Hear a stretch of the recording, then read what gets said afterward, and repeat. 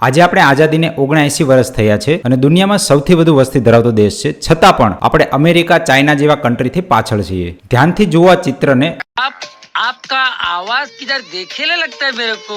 આ એ જ વ્યક્તિ છે જેણે ઇન્ડિયાના માલ સામાનના ઇમ્પોર્ટ ઉપર 25% થી લઈને 50% સુધીનું ટેરિફ લગાવ્યું છે. અમેરિકા દુનિયાની સૌથી મોટી આર્થિક વ્યવસ્થા હોવા છતાં ત્યાંના લોકો પોતાની જ કન્ટ્રીની વસ્તુ યુઝ કરે એના માટે થઈને બહારથી જે ઇમ્પોર્ટ વસ્તુ થાય છે એના ઉપર ટેરિફ લગાવ્યું છે. તો શા માટે આપણે ઇન્ડિયાની અંદર, ભારતની અંદર બનેલી વસ્તુઓ જ યુઝ ના કરીએ? જો આપણે એફએમસીજી પ્રોડક્ટની વાત કરીએ તો તેમાં ડિટર્જન્ટ પ્રોડક્ટ સૌથી મુખ્યત્વે છે, જેમ કે તવસ ડિટર્જન્ટ. તો તવસ ડિટર્જન્ટ વિદેશી કંપનીઓ કરતા ઘણી રીતે ચડિયાતું છે, સારી ગુણવત્તાવાળું છે અને એના કરતા ઘણા ઓછા રેટમાં પણ મળે છે. એનું મુખ્યત્વે એક જ કારણ છે કે આ વસ્તુ આપણા દેશની અંદર જ બને છે, જેથી કરીને રોયલ્ટી કે પછી એડવર્ટાઇઝના પૈસા વધારાના આપવા નથી પડતા. તો આવી સારી ગુણવત્તાવાળી વસ્તુ જો આપણા દેશની જ મળતી હોય તો શા માટે આપણે વિદેશી અપનાવવું જોઈએ? તો લાસ્ટમાં હું ફક્ત એટલું જ કહીશ કે સ્વદેશી વસ્તુમાં છે દમ, તો શા માટે અપનાવીએ વિદેશી?